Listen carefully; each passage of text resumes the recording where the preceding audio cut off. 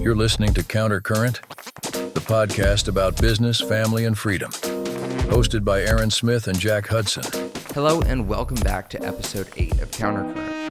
You'll notice things look a little bit different. My co-host Aaron is on spring break with his family. So we have a very special guest, a former professor of mine.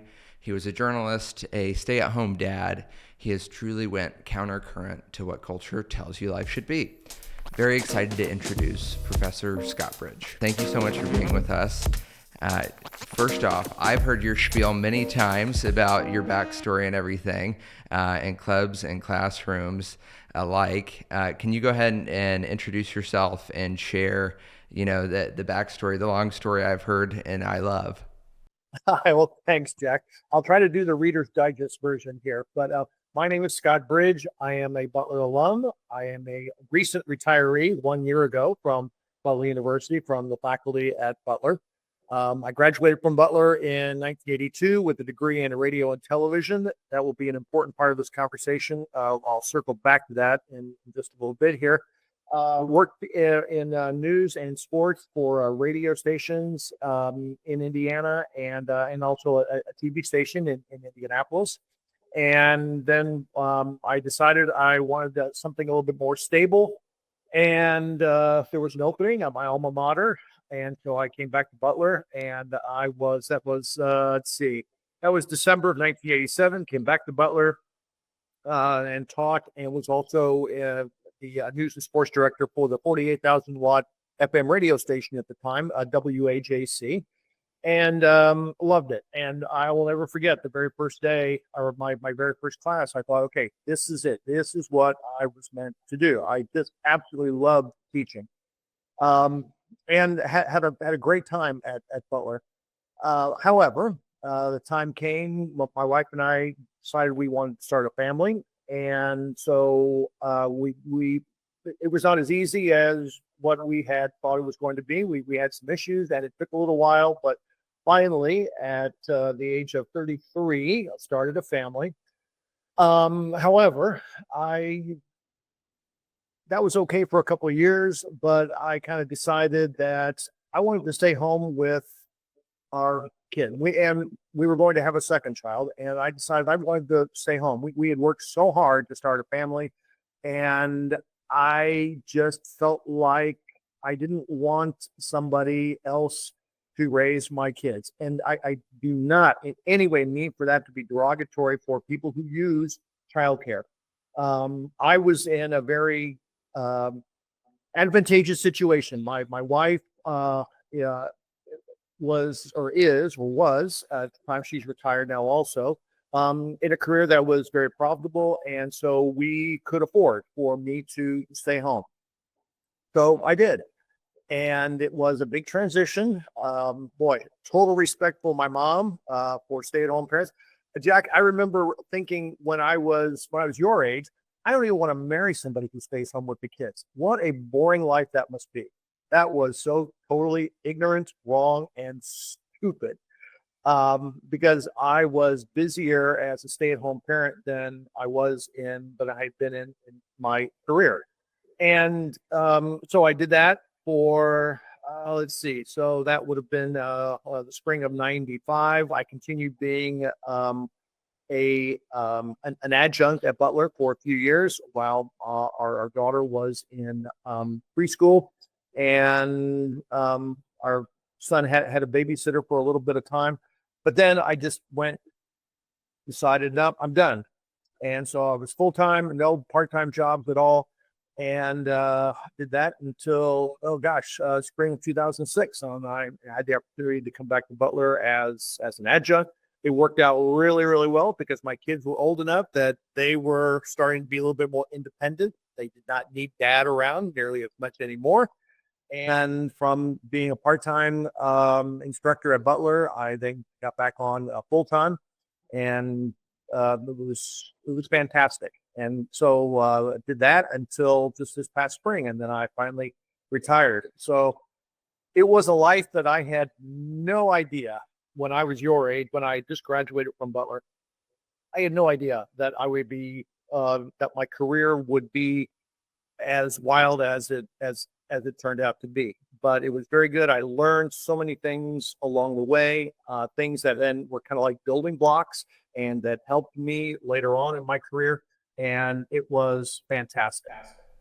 Yeah, that's I amazing. tried to do Reader's Digest version. No, I love it. I love that story every time I hear it, and I think it's so against the norm. And I'm sure that it was against the norm the time you were doing it. What was the process like going from in the workforce to being Mr. Mom or stay-at-home dad? Did you get pushback? Was it a hard transition? What was that like?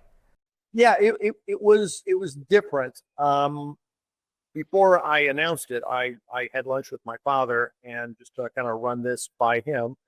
I mean, I was going to do it one way or the other, and he was very supportive, and said that he thought, that throughout my life I had always kind of carefully considered things before I had done them, so he knew that I had definitely looked at the pros and the cons.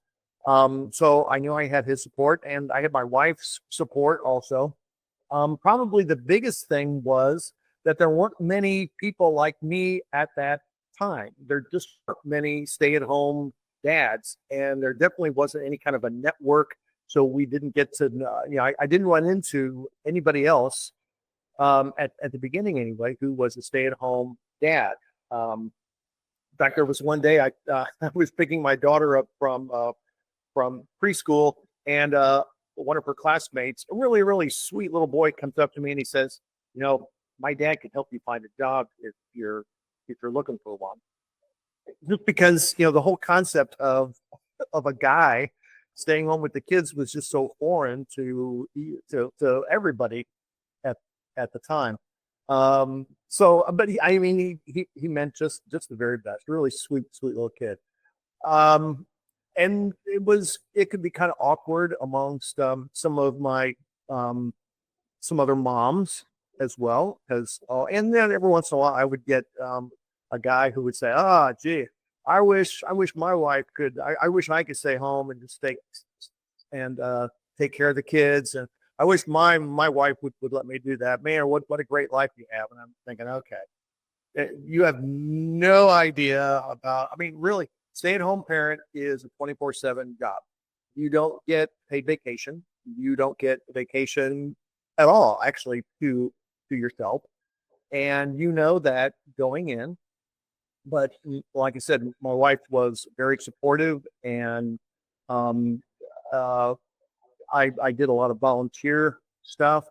But there were some awkward moments. Like I volunteered a lot, and one of the things I volunteered for was in my daughter's brownie troop. And when it came time to sell Girl Scout cookies, I attended there was a meeting of all of the Girl Scout cookie folks in my daughter's district. And I'll never forget, Jack. I walk in the room, and the room had been kind of loud. People were talking before the meeting started. Dead silence. I walk in the room. I was the only guy in the room, and heads turned. And I'm sure they thought, oh, who's this guy? He just wandered into the room by accident, and so on. And so, it was stuff like that. Yeah. But I mean, otherwise, it was a wonderful experience. I got to do a lot of volunteering, and that really helped me to kind of stay connected with folks. Even though I didn't have any other guys who I knew were stay-at-home dads, I established a lot of friendships with the people that I volunteered with. Yeah, it sounds like a lot of your life has been focused on mentoring or guiding, whether it's your kids or young adults at Butler. I know a lot of people confided in you at Butler and trusted you. Is that, we like to talk about success and what makes up success on the show, and how for some people, sure, maybe it's a monetary value or a title. But for others, it's being able to afford the house and raise good kids. And if you check those boxes, then we're good as can be. What did that journey look like for you? What did success look like for you? Gosh, what success looked like for me, and Jack, it took a while for me to realize that. I think when you're in the middle of it and you're in the day-to-day, at least I didn't really realize that my goal was just to get to the end of the day and everybody's doing okay, the kids are okay, the house is okay, my wife's okay, and so on. So I was just taking it day by day. But looking back on it, it was more just using some of the experiences that I had at Butler as a student, and then in my work career, and then just giving back to the community and making sure that my kids saw the value of giving back to the community, wanting to be there for them, so that I took them to school in the morning, I picked them up in the afternoon, I was there for them to help them do their homework. That sometimes was good, sometimes not.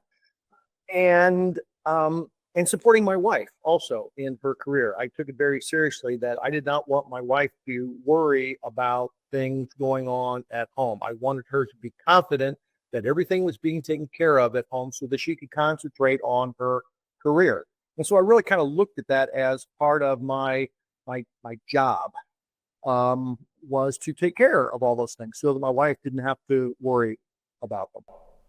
Yeah. Yeah. That's amazing. Talk me through, you said you learned a lot of lessons in that time and in your career. How, did you love being in journalism, working in journalism, or was finding Butler the blessing you didn't know you were looking for going back to Butler?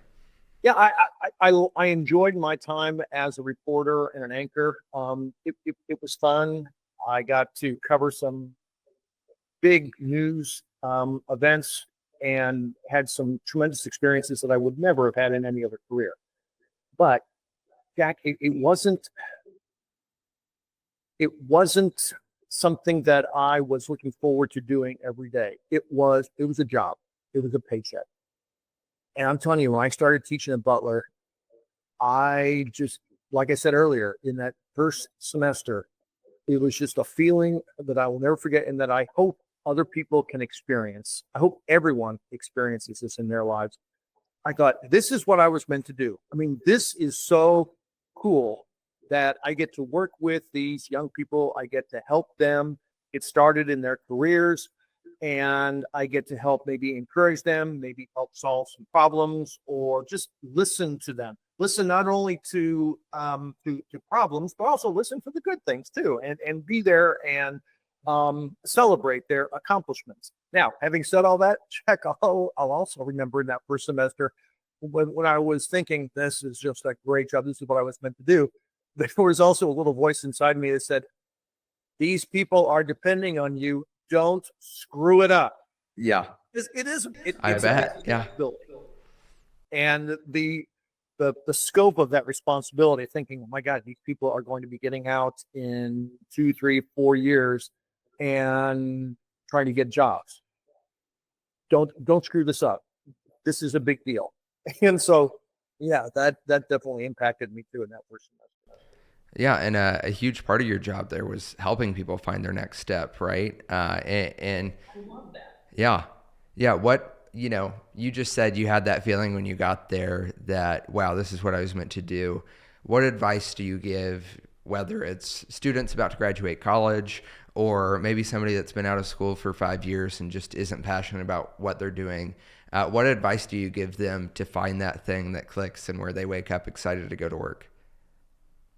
The advice I give them, and I mean, I've been retired for a year, but I'm still hearing from former students, which I absolutely love. And I am very honored also that they would, some of my former students reach out to me. Some of them are former students from like 20 some years ago, and it means the world to me. But the advice that I give them is to continue your search. If you're not finding exactly what it is that you want to do, or if you're not finding the thing that makes you want to get out of bed in the morning, keep looking. Don't give up. Keep the search going, and say yes to as many things as possible, because you never know what that thing is, perhaps, that is going to be the one part of your life that you're going to say, yes, this is fantastic. I love doing this, and I want to continue doing this. And this is what I was meant to do. And also develop relationships, talk to other people. And as you know, I have my my personal cell phone number on all my syllabi, and I tell students if I didn't want you to call me, I wouldn't put it on there. And so, frankly, the younger generation, you guys just text anyway, but I will get phone calls every once in a while. And I got just a phone call last week from somebody who just graduated 4 or 5 years ago and is going in for a job interview. And it was just great to talk with her. So talk with as many people as you can who you consider to be, maybe mentors is too strong a word, but just good sounding boards. And make sure also that they are people who will be honest with you. You want people who are going to tell you the truth. And sometimes that truth may not be exactly what you want to hear, but you want to talk to those people. I have my own little list of what I call my no BS friends. And they are the people who I can count on if I say something to them that they think is totally stupid or totally wrong, they will tell me. Yeah. And I don't care how they tell me either. Just tell me, don't blow smoke. And I think those people are very, very important to have in your life. Yeah, I think mentors have definitely changed my life, and I don't think I really got super. I had a few in high school, but most of them came out of the Butler network, whether it was a Butler grad or a Butler grad who said you should meet this person in the indie business scene that helped me get started. And those are still people I talk to regularly, seeing one of them tonight, saw one of them on Monday. Right. But that can be a difficult process. And some people aren't naturally inclined to go out of their way to meet new people, let alone people that maybe are in their 50s or graduated when you're a 19 or 20-year-old in college. How did you help people find mentors? What did that process look like? And how can we reduce the nerves on that? Yeah. And Jack, one of the things I always tell younger students, younger alums in particular, is you are not bothering people. I hear this from so many younger alums. I encourage these alums to reach out to folks, and they say, well, I know they're really busy. I don't want to bother them. And I just want to reach through the phone and throttle them and say, no, they want to help you. Now, is it possible that you might contact somebody when they're busy? Yes, of course it's possible. But then just arrange another time to talk with them. Most of the people who you dealt with in your life, and especially when they're younger folks, most of us with a little bit more experience want to help you. You just have to let us know. You just have to reach out and reach out repeatedly. It's not like we're going to have an hour-long conversation. And if I've got something else going on at the time, I will reschedule. I will tell you, I really would like to talk to you, but I got this other thing I got to do right now. Let's find another time. And I'm very sincere in that. I think most people are. So for the younger folks, and I'm talking people probably in their 20s on into early 30s, don't hesitate to reach out to people that you know and ask for advice, or just be a sounding board, or just a contact. Because the more people who know that you are looking for a job, or the more people who know that you are having some kind of an issue with something in your life, and it could be job related, it could be something personal, then the more opportunities there are for you to get some help and some assistance. I think people really do want to help you. You'll never bother them. Yeah. I went down for a Butler recruitment event a few weeks ago, maybe a month ago now. And my term that I use is be a respectful pest, which means if they don't answer, follow up and say, just circling back on this, would love to connect and hear your story, and I think that there's nothing wrong in doing that as long as you're respectful about it, and give a week before reaching out again. But yeah, that's what I found, especially at Butler, is that in smaller schools across the board, people know that their network is small from that school, and they're almost always willing to help. Yeah. Last spring, there was a seminar that I helped put on, and I had an alum there. I had actually a series of alums, and on the very last one, the alum who got up and spoke said he just like all the other alums, he gave his contact information to the students in the room, and he said, "Contact me if I can be of any service." And then he let about 60 seconds lapse, and then he said, "Okay, I know I'm not the first person who has told you to contact them if you need anything, or if they can be of assistance. How many of you have actually followed up on that and contacted them?" Jack, there was one person in a room of 23 students who raised their hand. One. And the speaker said, "What are you guys waiting for? What are you wanting?" People, I mean, he got a little annoyed because he said, "These people are serious when they tell you this. They wouldn't tell you if they didn't need it." And one person said, "Well, I did follow them on LinkedIn." And said, "No, that's not enough. You have our personal contact information. Use it." Yeah. 1,000 other people followed them on LinkedIn too, right? Yeah. Yeah. I think that's the hesitancy to act just because it can be scary gets in people's way a lot of the time. Yeah. I mean, yeah. However, Jack, on the other hand, when I was that age, I would have looked around the room and I'd noticed that none of my classmates had done that. And I would have thought, okay, I'm not going to have to compete against those people for jobs. Yeah. Yeah, absolutely. Well, and that's, ambition wins, right? Ambition always wins. Yeah. But again, back to the original point, and that is if people believe people when they tell you that they want to help. Yeah. Yeah, absolutely. So we also like to talk about, alternative paths to success, not just the college track, especially with AI and everything going on. What concerns you most about the job market for young people or people in the middle of their career? And do you think college is necessary for the majority of people? Who do you think it's for? Oh, wow. I mean, there's so many variables there. It kind of depends on what you're studying, and whether or not you're taking it seriously. The stuff that goes on outside the classroom, whether you're getting involved in things on campus, or whether you're just taking kind of shallow, silly classes that may not go toward anything. I mean, I'm not saying you should never take those classes. Of course, not every class you take in college has to go toward your major or your minor. Sometimes you take a class because it's something that perhaps you are interested in. You may never use it in your career, but the topic is interesting to you. That's great. Take that. I know I certainly did.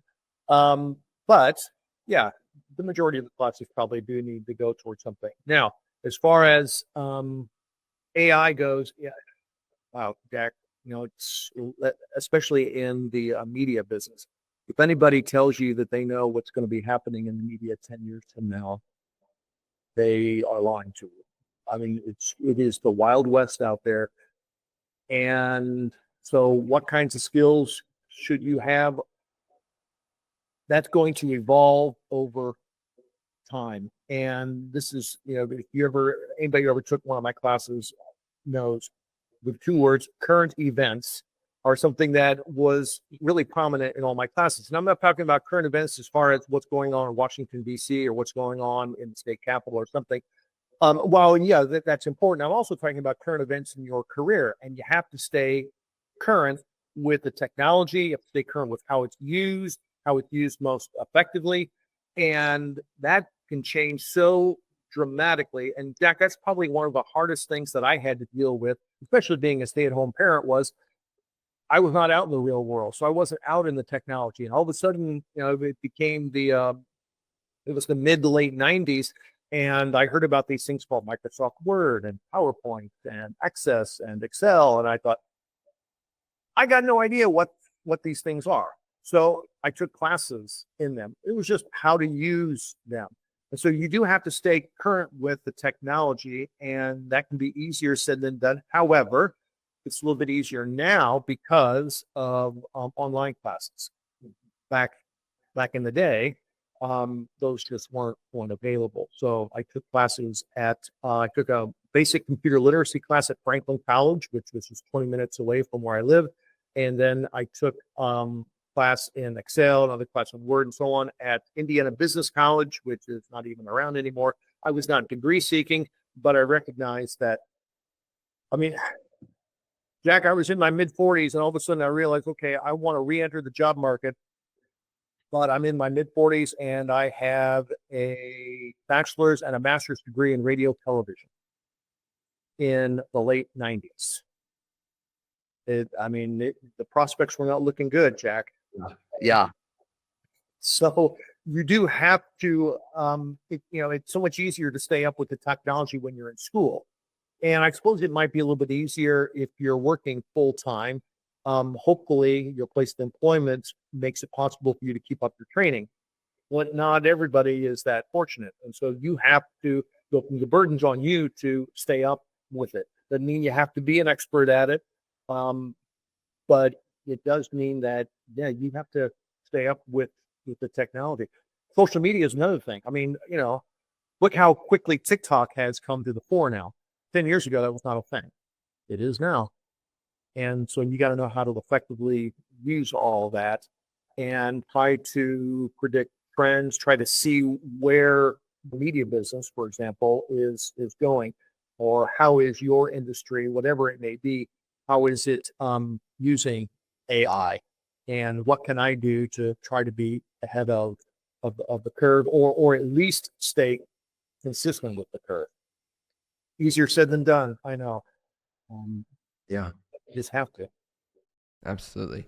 No, I think it's exciting and scary all at once, right? I talked to some people who think that there aren't going to be any jobs in 10 years and everything's going to be automated. And I'm not on that side of the equation. I don't think that that's how it'll go. I think I actually just wrote an article on it. I think that creativity is the best job security. And a lot of STEM parents are pushing their kids into the arts and making them learn instruments and do all these things. Because at the end of the day, the person that prompts AI with the best idea is now the winner. And if AI can take over more of the sort of pipeline to get things produced, right? Somebody still has to come up with the upfront, what if we did this? And somebody has to figure out human problems to solve. And AI is not going to be able to do that to some extent. So, but no, I think it will be exciting because it also frees up a lot of people to pursue their passions, right? I can ask AI, how can I make money off painting, right? And it's going to show me step by step of here's where you can list things and here's how I'd grow my social media account. And I think that's going to be a great and exciting thing. And I think social media mixed with AI is allowing people more and more to just pursue their passion for a living. Yeah, people should not underestimate the power of institutional knowledge. And Jack, I know that firsthand because since I was a Butler alum and since I had worked at Butler, when I came back to Butler in 2006, I had this world of institutional knowledge that a lot of the people who I worked with did not have. And so that was my competitive advantage. That's what made me more valuable in the workplace, was that I not only had this knowledge, but I was willing to share it. And I was willing to do it in a creative, non-threatening way. And when I say non-threatening, I mean, I wasn't out to tell anybody else how to do their job. I was out to try to make things better and to make everybody else's jobs easier, or perhaps better is the correct way to address that. And so institutional knowledge, AI is just going to present the knowledge. How to use it is something then that human beings can control. Yeah, I love that. I think that's so true. Turning back to, maybe your career at some point in your life and your career journey, including being a stay-at-home parent as a job, right? What has been sort of one of the more challenging moments, and how did you overcome that? The more challenging moments were, trying to think of how to put this. More challenging moments were trying to make sure that I was going to be employable when it came time for me to move on to the next phase of my life. Because I recognized that yeah, my kids are going to be growing up and they're not going to need their father around as nearly as much as they did. And so how can I be useful? And while I enjoyed the volunteering, I used my communication skills in a number of ways. I did PR and advertising for community theater. We lived in Columbus, Indiana at the time. I did PR and advertising for a school board candidate. I was successful in that one. Sheriff's race, not so successful in that one, although he was the best candidate. I will go to my grave believing that. It just did not. It did not work out. And so I still used my communication skills, but the technology is changing. And so, Jack, that was one of the things that concerned me was, again, I get back to, I had a radio TV degree. In 1982, that was worth something. In 1998, 97, 2000, 2004, 2005, that really didn't mean very much. And so, and we lived in Columbus, Indiana. We did not live in Indianapolis. So it wasn't like I was in a major media market either. And so, yeah, I was concerned about what am I going to do? And what kind of a job am I going to get? And like I said, fortunately, the position that Butler came up. And at the same time, I was upgrading my skills. But still, it was a little scary. And especially being a guy, one of the things I knew I was going to have to figure out was people are going to want to know, gosh, what have you been doing for the last 11, 12, 13, 14, 15 years? And some people who would be interviewing me, I know are going to think, no, he was just living off his wife during that time. I didn't get that too much, but I did get the sense every once in a while that, people were thinking that. And so I knew I would have to have a plausible, intelligent answer for that. And I came, and actually I was in any interview I had, when people asked me that, I was very proud that I had stayed home with our kids and had supported my wife's career, and I had done all that. I never shied away from that at all. Never tried to hide it either. It's on my LinkedIn page. I forget now how I worded it, but never ever shied away from that. I think people who decide and who are fortunate enough to be able to stay home with their kids, it is one of the hardest jobs you'll ever have, and it also is one of the most important jobs that you'll ever have too. Man, does it have ups and downs. It has ups, because remember, your kids are teenagers. Well, it definitely has ups and downs. But it is one of the most important jobs in the world. Yeah, absolutely. I think a lot of people tend to shy away from their differentiating factors because they might think it's perceived as weird or not acceptable. Would you say, a lot of times I tell people go the other way, embrace the difference. It happened for a reason, right? What's your advice to that for other people in unique situations? Yeah. And, I don't know what it's like today, but back then, when I left the workforce in 1995, and then was trying to re-enter it 15 years later, there weren't many guys like that. And I didn't want people to wonder, okay, what's wrong with, I'm not sure as many women got that from prospective employers back then, because it was just more accepted that women would take time off from family with kids. But for a guy to do that, and then you wonder, okay, what happened? Did you get laid off or fired from a job and you just couldn't find anything else? And so you just decided to stay home with the kids because that was all that you were good for? I knew that wasn't the case with me. But I can see how other guys might run into that in the workforce. So how do you deal with it? Kind of like what you just said. Embrace it and do not ever be ashamed of that. Do not ever think that is something that is a negative at all. It's a job.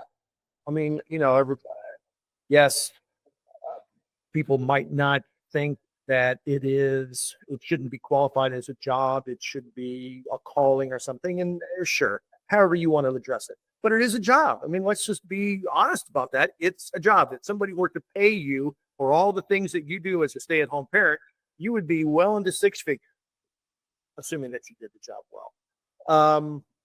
So yeah, and you were providing a service.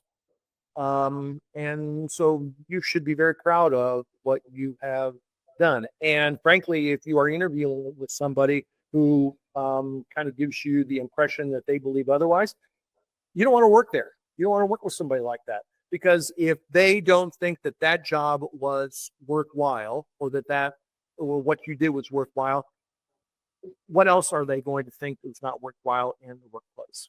And one of the things I can tell you right now is that everyone in a workplace is valuable.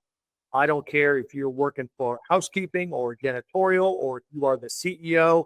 Everybody in a workplace is important. They all function to make that company a better place. And if one or two people don't, then it can be a drag on the rest of the company. And I don't care how big the company is. Everybody is valuable in a workplace. As long as they're doing their job, everybody's valuable. Yeah. Did you ever experience a workplace you really didn't like out of college?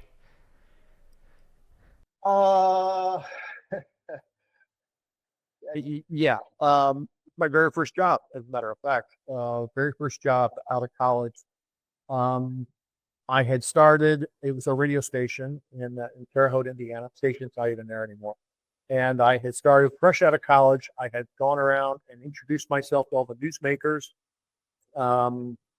And 1 week after I had started, the owner of the station comes into town, and he's seeing everybody, and he's meeting the new employee at the time. And so I told him, if you want to know how I've been doing, I told him, well, I went out and met everybody. And he said, we need to change your name. I said, Scott Bridge? What's wrong with that? He said, that sounds too much like Briggs. Okay, again, what's wrong with that? He said, I just don't like it. We're going to change it. So he changed my name, my on-air name. Now, what did he change it to? That is an answer to a question that only about 4 or 5 people on the face of the planet know. You and listeners of the podcast are not going to be among that group. It wasn't a stupid name, but it was very different. Didn't sound anything like Scott Bridge. And so I had to go around, and again, a new kid, 22, just graduated. And Jack, I was 25 before I was shaving every day. So I was 22, but I looked like I was probably 17. And I had to go back around to the mayor and the sheriff and the county commissioners, all the newsmakers, and say, and explain to them my situation. It was not very confidence building at the time. Yeah. And so 5 months later, when I gave my notice and moved on to another job, I didn't say this is the reason why, but it was certainly implied that, yeah, I wasn't happy about this at all. I thought it was a stupid thing to do. So yeah, otherwise the rest of the jobs I've had have all been pretty good. I mean, in every job, you have your ups and downs.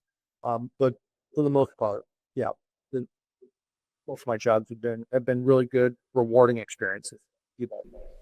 Yeah. I that would be an awful way to start your professional career. Like, yeah, I just, yeah, I was just flabbergasted. I had never, there are so many experiences, and you're dealing with this now, I'm sure.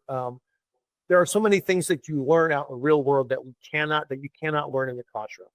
mm-hmm. And I'm sure you've been dealing with this for longer than time you graduated.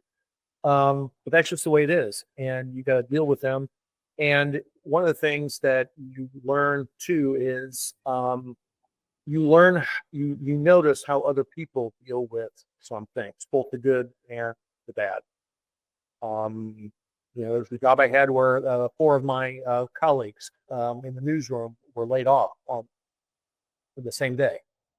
And so I got to see how did the company deal with that? How did my colleagues deal with that? The ones who got laid off, as well as those of us who survived. And, I learned a lot that day, not just how to deal with it, but also what to look for. So I make sure in the future that I get out before the axe falls. Yeah. How do you handle failure? What's your advice for people that are facing what feels like a fail in their career or even their personal life? It's variety. Some of it probably depends on how old you are.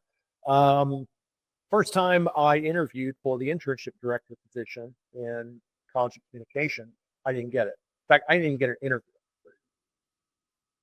I was so ticked off, but I didn't even get an interview that I just went back into my office in Fairbanks and closed the door and just pouted for probably 2 or 3 hours. And you may remember, I never closed my office door. I mean, unless I was having a meeting with a student. Otherwise, my door was open all the time. Not that day. I was just so ticked off and annoyed. And yeah. So, yeah, I didn't deal with it very well that day. There's another time I got a job. I got rejected on job.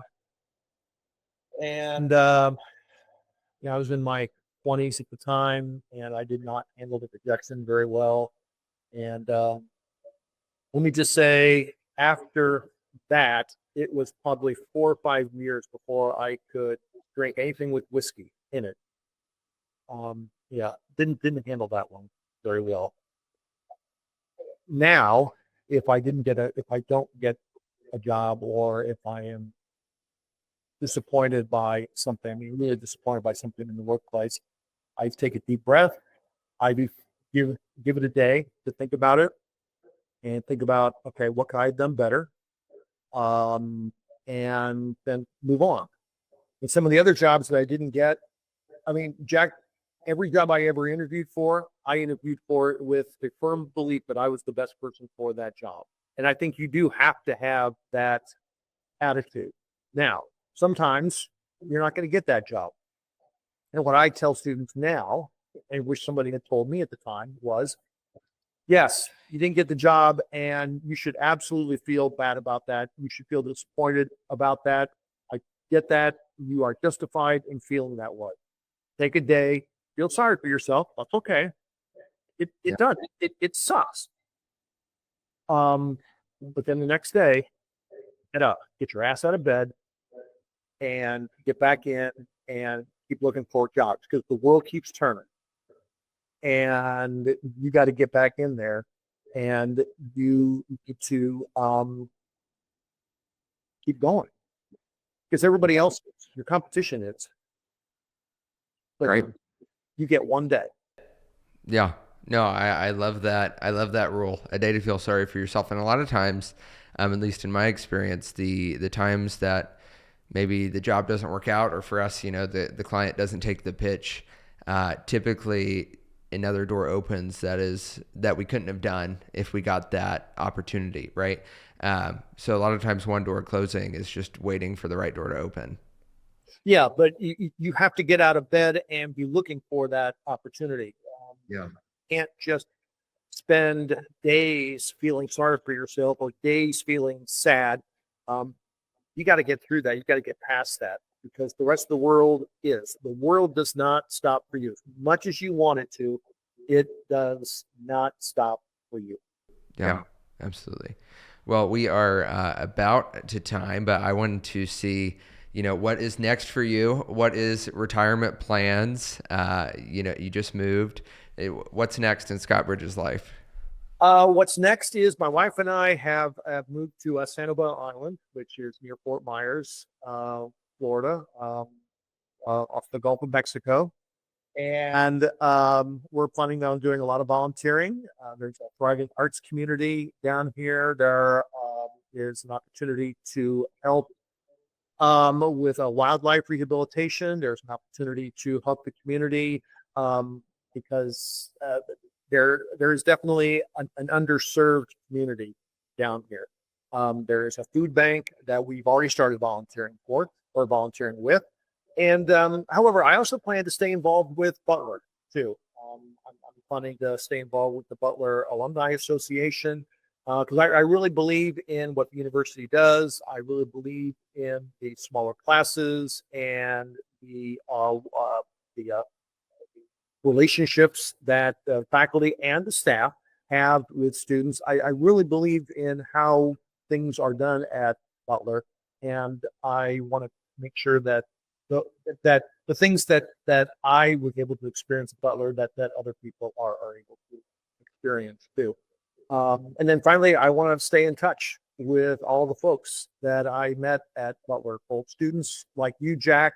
I mean, one of the things my wife was asking me what I'm doing this morning, and I told her, and I said, I never had Jack in class, but that's just the way things are at Butler. You get to meet people, and you get to meet some phenomenal folks who you want to maintain friendships with, relationships with. And so I want to make sure that I'm keeping up with those relationships with folks like you and former students and also colleagues too from the university. So, yep, I'll have a lot of things going on. And somewhere in there, you might relax. Yes. Well, I am not. I'm not sending out emails at 4 a.m. anymore. So that has been an improvement. But my sleep schedule still, Jack, I'm still getting up at like 4 o'clock in the morning. So I'm, that has not changed. But it's been not grading anything now. That's that I really like that. The grading part was, I don't mind giving that up at all. Yeah, I bet. Awesome. Well, I'm going to hit stop record, stay on the line, and then we can catch up for a minute.